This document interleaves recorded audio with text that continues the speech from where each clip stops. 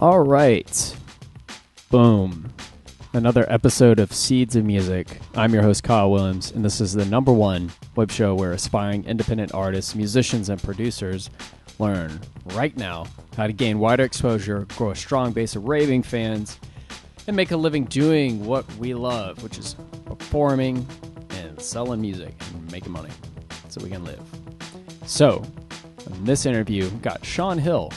Sean is an awesome guy. I actually know Sean Hill personally because I met him at Soapbox Sessions, where he is a poet and he performs and also beatboxes too. And the subject of this interview is going to be, 3 ways to be more creative. And also going to talk about what makes great hip-hop, because I actually haven't had a chance to talk about hip-hop, and I'm a huge fan of hip-hop.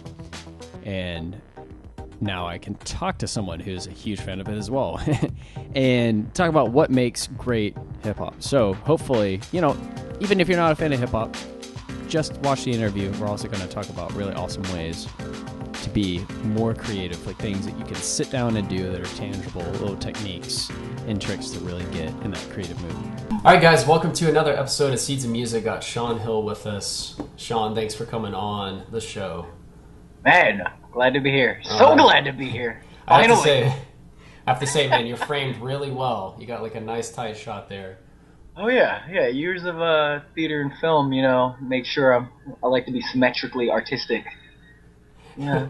I'm gonna dig in the backdrop too. It's definitely. I think I'm gonna get something like that instead of just like I stick my guitar. I try to push it over so you can see it. That's like my. I'm not gonna lie. I noticed that. I did notice that. I was like, that's awfully in the view on purpose. So guys, Sean is a great guy. He's a poet. He's a very creative individual, very good at what he does, and works very hard. And I had first seen him at Soapbox perform, and had seen him many times since then. And Sean, you're when I think of you, I just think of creativity first, and then entertainment second, because you got both of those melded really well, and intelligence, and all that. I appreciate that. yeah, I appreciate that. So, I just wanted to ask you, just delve into this issue or not issue, but this idea of creativity. I'm curious, like, where do you think creativity comes from? Is it in you, or is it outside of you, and you just tap into it? Wow, way to start off with deepness. I would say, I'm usually that guy that doesn't believe in too many absolutes. You know what I mean? Okay. And the ones that I do believe in are pretty huge and universal. So I'd say for creativity, I want to say they would come from both, definitely within and without. As much as we can draw upon our own imagination to create amazing things that we've never experienced before, or could just only fathom what it's like, and then our sheer knowledge of our own experience in our life is so amazing to draw upon. And like everybody that's ever learned or even thought about learning something, they feel like that expanded their own world when they learned that one thing. So I would say, I would easily say it's a definite combination of both. Okay, so well-rounded. And why exactly is creativity important? I mean, is it like the most for not just all the arts? Painting, like music, juggling. Is it? Is it the most important thing to work on? I would say it's essential, right? It's definitely. I feel like it's part of the reason why we're even on this planet. Honestly, if we weren't having fun being creative, this place would be so boring. Oh my gosh! Like I'd get out the womb and I'd be like, Mom, put me back. There's nothing out here. What's going on? And I feel like creativity. When you say creativity, the way my mind works is that I'm thinking of even the way a building is constructed. Took creativity, right? Yeah. The way a table is made, the way our computers are made, everything involves some level of creativity, where somebody took a couple minutes to at least think about a design that would be fun or inventive or different or unique, and had fun making that thing happen. Yeah. So creativity is so like hugely broad and encompassing of everything. What Yeah, I about definitely. creativity for music? What about, creating a song or creating a poem? I mean, like it's. Do you think that's creativity can be cultivated and worked on in some way? Oh, definitely. Um, Because definitely. you mentioned before when we talked before the interview that you had like three specific things that you do to actually help yourself be more creative. Like it's like it's almost like habitual for you now, for where you can just Yeah. really get in the groove. Yeah. You know what? Okay, these three main things have helped me out like huge in life, right? And with the arts, one of the first things I learned was about being able to look at something from any angle. Like try to look at what you're looking at, whether it's politics you're writing about, or love, or just being your best self, whatever it is. Yeah. Try to look at it from every single 360-degree angle you could possibly look at it from, and that gives you the ability of not only like just infinite perspective, but then also kind of understanding yourself better from a more conscious and aware point of view. So now you could talk about something like I don't know, just even cereal, right? I could talk about my favorite cereals, right?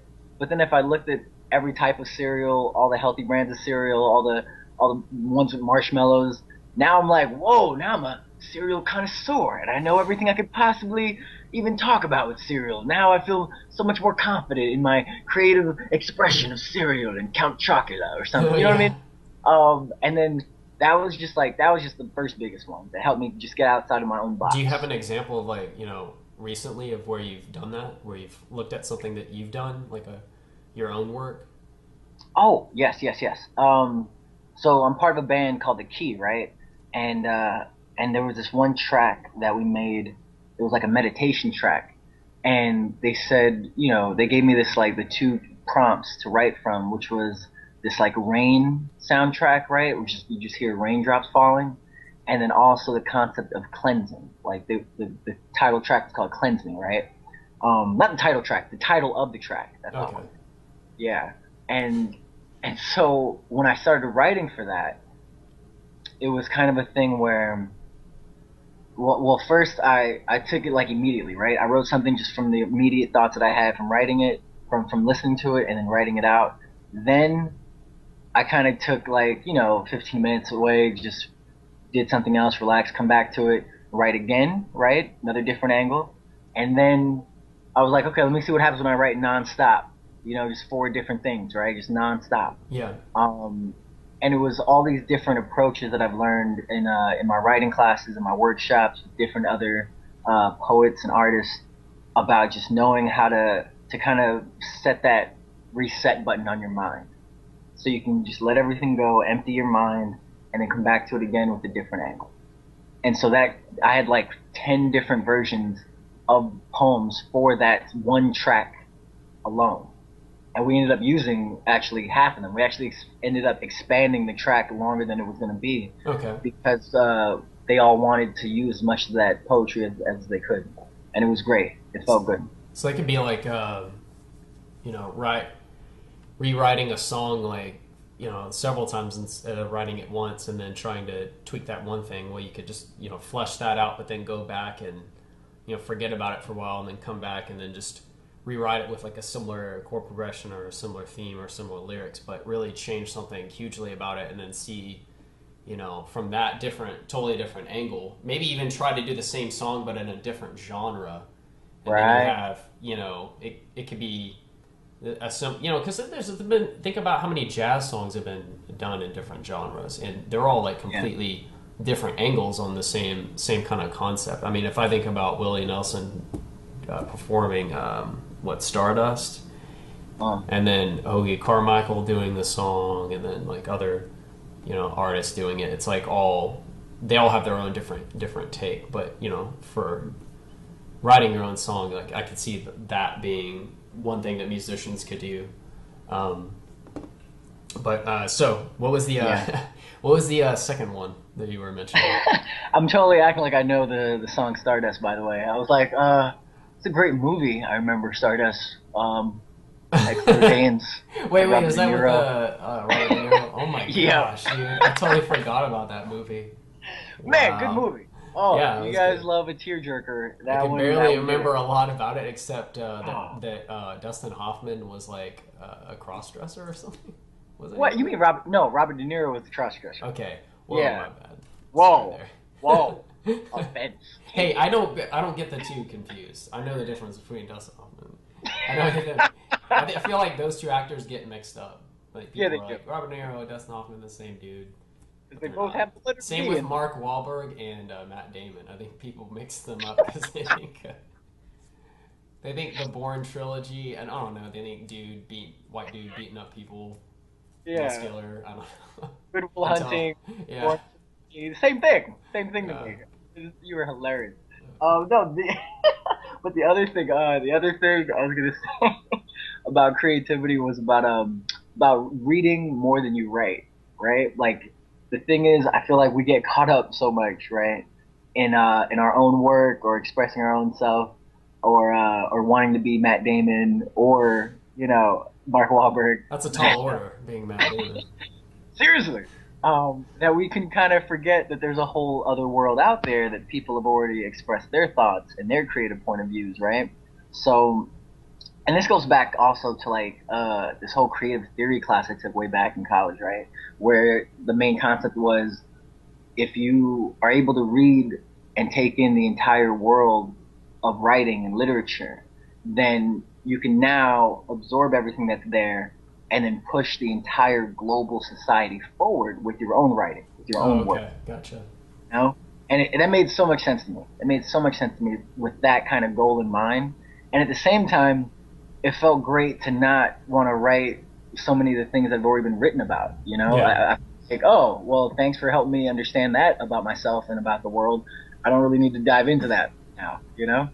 Saved me a lot of time, honestly. So, Yeah. so maybe listening to a ton of continuing to push the envelope on music that you listen to and learning every aspect of music because you absorb all of that information and you push something that's more unique because you have a broader view about what's been done before. Bravo. That Oh. makes sense.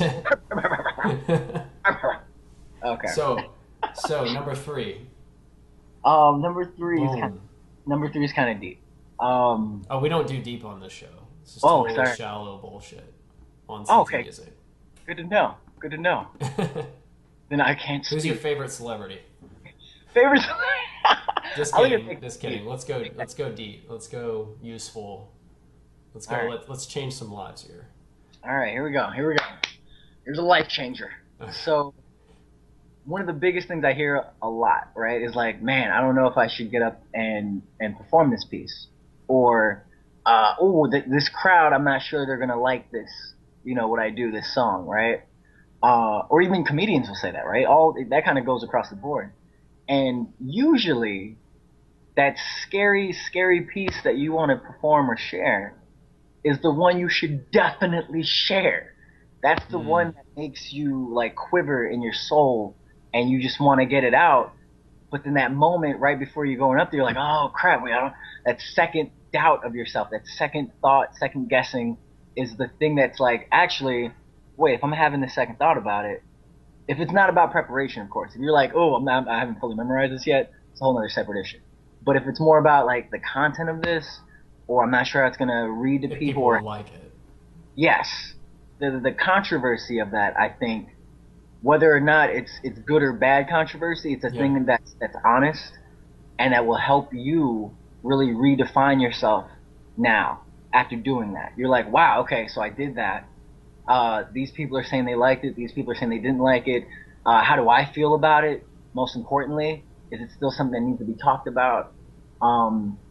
And I mean, one of the most obvious controversial cases right now where I'm hearing a lot of poetry about is the whole Trayvon Martin thing. Yeah. And so when I hear people not being sure if they should share something like that, that's on such a highly combustible topic, like, I'm like, why not? You're starting more good dialogue. You're starting more honest, emotional intelligence to even like kind of sort of sift through everything that's being said right now. Yeah. And at the same time, you're always helping yourself be able to deal with it better and know how to talk about it better or find out something new that you never found out about before, Yeah. Make sense? Yeah, it makes sense. I mean, as soon as you said that, what popped into my mind is the importance of not giving into fear. Period. Yeah. Because what you may do may not won't be liked by everyone. You know, and when it comes to that point where you're standing on stage about to deliver your poem or about to play that song and you're not sure, and it has nothing to do with the fact that you were lazy and didn't prepare for it, but just the content of it, you're not sure whether you should take that step and play it. It becomes more important in that moment to do it in spite of the fear, because in the end you're trying to push against your fears whenever you're trying to achieve your ambitions with your passion. Because fear is the big, to me, fear is like the big one. It's the one that will block you at every turn, and it manifests in other forms like laziness and procrastination, but fear is where it lies. So you should always do things in spite of fear. You'll still be afraid, but the fact that you do it anyways builds this habit inside of you of doing shit despite being afraid of doing it. And I can remember the most recent example is I went to Soapbox and played just something totally different than what I normally play there when I'm playing acoustic and singing. But I hauled my amp out there and my electric guitar and then played something that was just, I had no drums, no bass, but I was playing something that was essentially a rock song. So I knew it was going to sound awkward, but I did it anyways, just so I could have that feeling of like, oh, this isn't going to go over well, and then just doing it anyways. So now I have a thicker skin because of that. But people at Soapbox are very like forgiving anyways. So no one, it would have been tougher if someone booed or threw something, but oh my god, yeah. But I see but I see what you're saying, and that's just my interpretation of it. I hear you. Yeah. So the next thing the next question, I've heard in some of your poems you mentioned like hip hop as being this huge influence for you. Being a huge fan of hip hop too, I'm curious how has it influenced you and your creativity? Are you massaging your face beforehand, or? This is how I think. Okay, Kyle, don't judge me. No, you know what? It's a huge influence.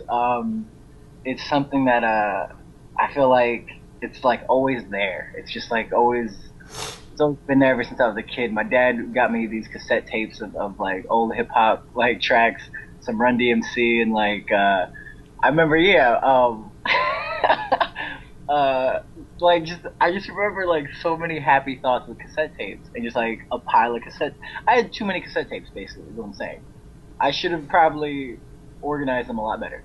And the thing is, with hip hop, it's such an energy driven type of music that I love, you know. And my taste in hip hop has shifted throughout the years, but it's definitely something that, it's influenced me. It's a part of me, and and I always take the best from it. Like always, like, you know what I mean. I always absorb the best I can from it. What is your taste, though? I mean, is there like a specific quality that attracts you to certain hip hop tracks? Yeah, I love ones with storylines. Like definitely, like Lupe Fiasco's stories that he's been telling in a lot of his albums are amazing. Those kind of stories where you listen to them like a week later and you're like, wait, that's what he meant. Oh, I get it now. You know, and it's like those analyzing works that you just have to keep going at to really fully get the full depth of what they're saying. And yeah, Common's done that a lot for me. Group called Black Alicious has done that a lot. Yeah, I know. I have Blazing Arrow. Right? I don't listen to him as. Amazing. I don't listen to Black Alicious as much. Yeah. But and they're not racist, by the way. To let all your fans know, like, hey, they're a group that loves all races, not just Black Alicious ones. Let you know. But yeah, go ahead.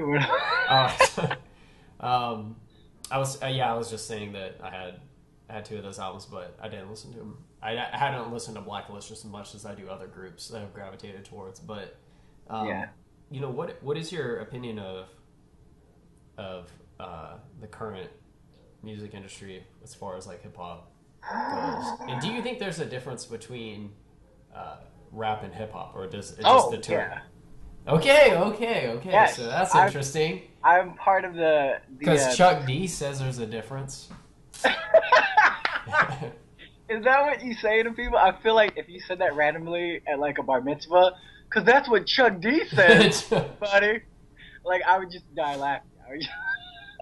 No, the thing is, I subscribe to a lot of KRS-One's philosophies of kind of hip hop being something you live, but then rap is something you do. Okay. You know? And it was one of those things where like that clarified so much to me. And a lot of people, I think, they still are learning the difference, or kind of they're still understanding the difference right now. And I think Immortal Technique. Have you heard of Immortal Technique? Yeah. A little bit too aggressive for me. I understand. I respect that.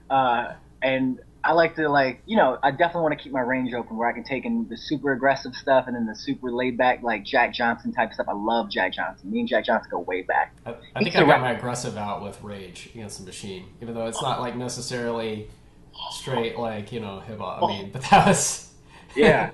That's aggressive. That's aggressive. It's aggressive. No, that's plenty of rage out. That's I'm content with you. We don't have to go to therapy. Years, I listened in for a year. I still love them, but years and years of that, I was like, okay, I'm good. This is Kyle after Rage Against the Machine. This is yeah. So now all my shit's like, it's like hopping and like upbeat and melodic. Sorry, go ahead. No, bro. Hey, I wanted to interview you too. Okay, I'm just letting you know. Oh no, we can't do that. We can't. No, we can't. Okay, sorry. No one's interested in that. Oh, okay. What were we talking about again? I'm sorry. Well, you're saying just this difference between the rap and hip hop is hip hop being a lifestyle or a code that you're living by per se, whereas rap is something that you do, like the action of like you spit, you rap, Right. I mean, I noticed that a lot of people, when they refer to hip hop music in a derogatory term, they use the term rap. They don't use hip hop. But even when I mentioned Chuck D before, is because Chuck D and Flavor Flav were both like hip hop has like a yes, y'all, yes, kind of like type. You know what I mean? The boom bap. Yeah, Kyle. It's like that. It's like for the old school dance hall, and rap is slow, and because I know a lot of hip hop or whatever now has like a really slow, lazy flow to it, and I'm not as big of a fan as that, but okay. But that's what Chuck D said. That's what Chuck D said. So it's cool to see like his opinion and then your take on it too. I could dive into that more because that's like a whole like thesis paper, honestly, to really see. Yeah, it's a culture. It's a culture in itself. So there's so much involved. So much involved in it. Yeah, and it was definitely born out of that urgency of survival, but with passion. Like the culture of hip hop with passion, survival, struggle, integrity. Yeah. Like all those things are the things I know I believe in when I listen to hip hop and what I think about hip hop. So yeah, sometimes you could be talking about hip hop with someone, they're like, "No, I hate hip hop music," and then it's like they've only heard mainstream. I don't like that rap. Yeah, it's like, That's the impression that I get when people hate rap and they like try to do their imitation. They're like, like, what? Like, God, that's so closet racist. Get out of here. It's like horrible. And I hug those people. I just want to hug them and like give them so much more happiness and knowledge. Yes, I want to walk away, but that's when you can hug them. I just want to say, "Oh, cool, bro." You give them the thumbs up and walk. Yeah, and then just get out of there. So what do you think makes great hip hop? Okay, so yeah, storyline definitely. Passion, always good to have passion. Something that makes you think. Something like a lot of the hip hop now, it's like I've heard so much in my time that like it's not surprising, it's not new, it's not refreshing. Yeah. So no matter the speed that you're going, like it doesn't impress me if you can go really fast rapping now. It's like, okay, that's cool. You have great. Yeah, because Blackalicious after or after Gift of Gab, it's not it's not about going extremely fast because he does. I can't imagine faster. Oh my gosh, that guy. Yeah. Yeah. But then, on top of that, you're also saying something deep, and you have a storyline, and like rhyme schemes are amazing, and like you just made my life feel better at the end of the song. I feel better now. That's Yeah. great. I always go for the ending feeling too. If I'm more like if I listen to a hip hop song and I feel like ramming my head against something, I probably didn't like that song. It's probably not the best feeling I got all day. So there's that feeling that's really important, I think. So And I would also say, oh, go ahead. oh, sorry. It's about No, uplifting. It seems like what you're saying. Hip hop's not about like lifting. if it even leaves me at the same place of feeling, but even if I'm higher in another way of mental capacity, or I feel like Like I you learned, understand something that now counts. that you didn't before. Yes, Yeah. all those count Like as if you uplift. listen to the Roots, I understand. I feel like I'm done. After Yeah, the song's over, I understand something that I didn't understand before. yeah. I feel like I took a class, Yeah. like in life. Yeah. Yeah, awesome. Yeah, definitely those are the things. I'm kind of forgiving with beats and stuff like that. Like if it has a simple melody, I'm like, okay, it wasn't the highest production value, but I'm good. Like, you know I what I don't mean? know. You're happy, you know? I just that feeling again because I've heard some amazing things happen with just some good beatboxing and a voice. Like that's, Yeah. you know what I mean? Just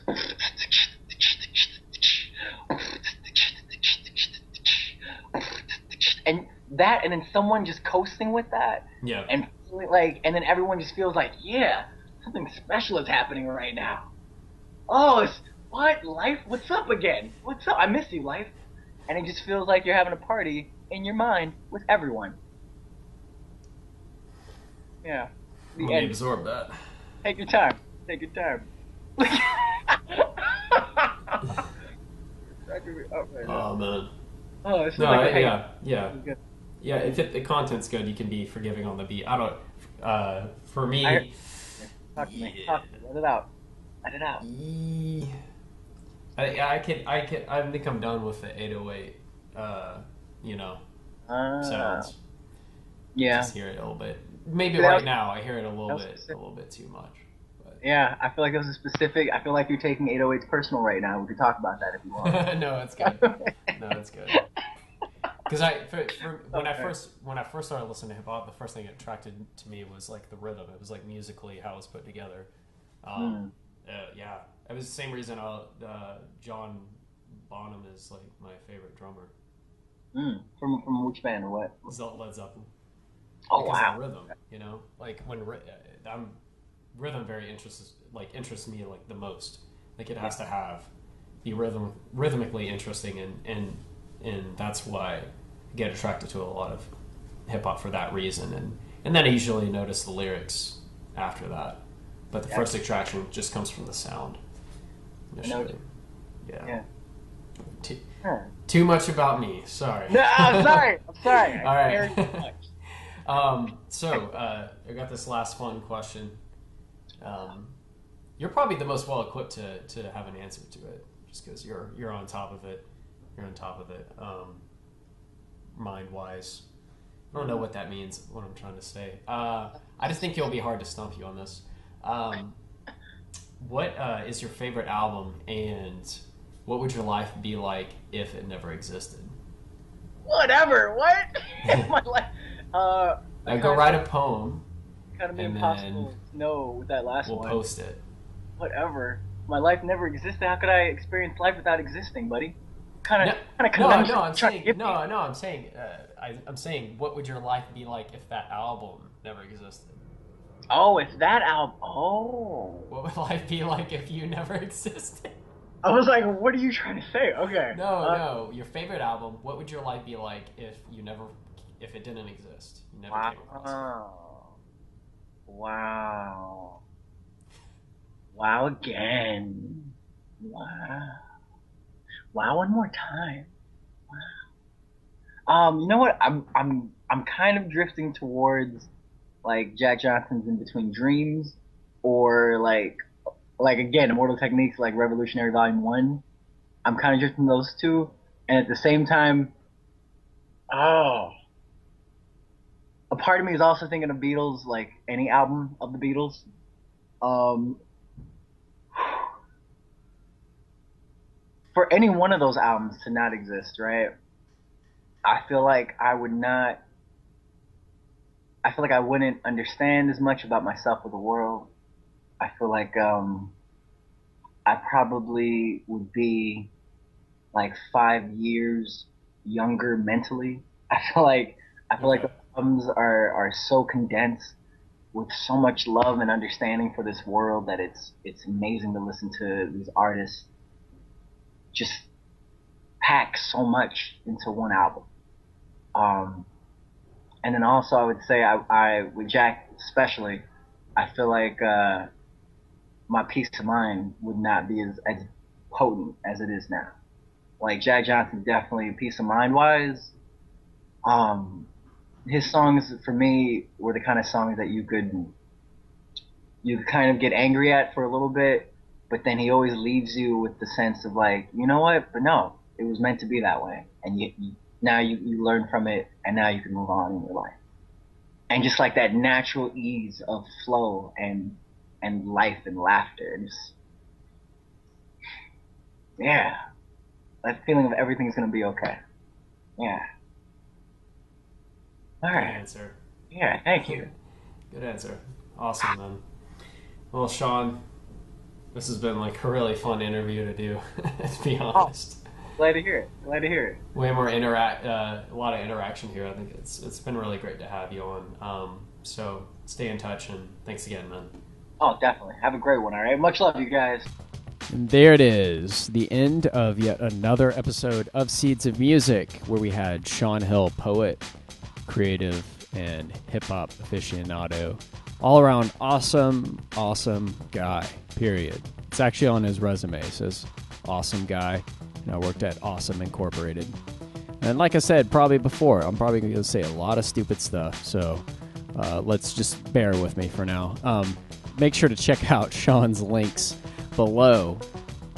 Get connected with this guy, man. He is just like a great, if you're talking about having like a great circle of people to inspire you, this is one person to start with. You know, check out his poetry as well. It's amazing stuff. I've seen him perform live. It's been really inspiring for me and really helped boost my own creativity when it comes to making my music.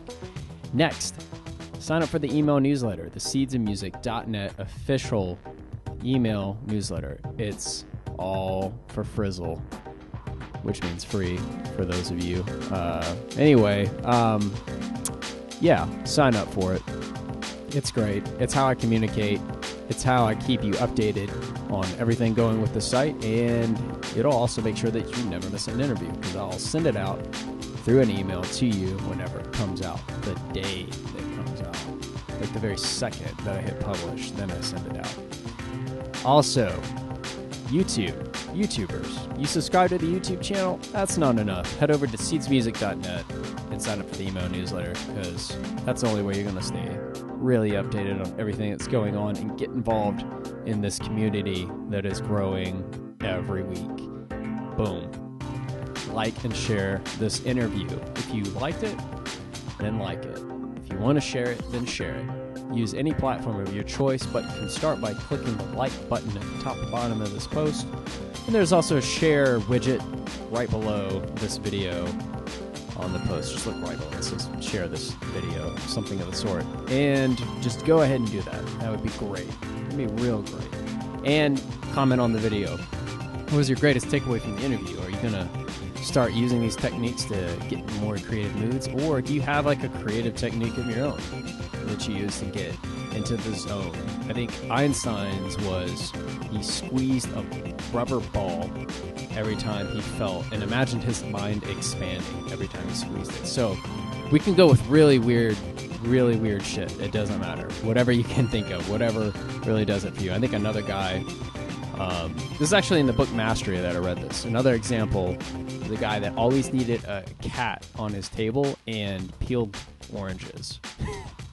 It like stimulated his senses in some way to make him more creative. For other people, it might be a little bit less eclectic than that, but it doesn't matter. Whatever you need to do, share it. Share what you do in the comments below. And would you like to be interviewed, or do you know anyone who would like to be interviewed? Are you an artist, a musician, or band, producer, or record label, whatever, and you want to get a little a bit of exposure and promotion on Seeds of Music and share your story, I would be glad, happy, ecstatic to interview you. Just send an email to kyle.seedsmusic@gmail.com. It's my personal email address. I'm obsessed with checking my email. It's kind of crazy. It's almost distracting to a point, but I usually get back like that same day, but at the most it would take 1 or 2 days to get back to you, but I answer every friggin' email I get. Trust me. I'm like methodical about this. So until next time, guys, have a good one.